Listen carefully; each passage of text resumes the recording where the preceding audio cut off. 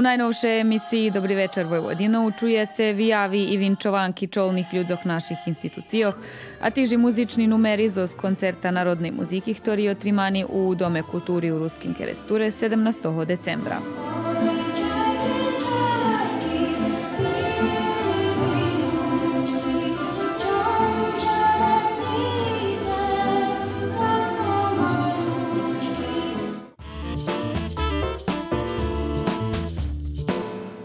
U studiju budeme bešedovať so škoľarami štredních školoch, ktorí postihli rižní úspěchy, a po konec emisii budeme emitovať i novoročný časy mladosti, ktorý pošvecení manifestacii akustika Rutenika.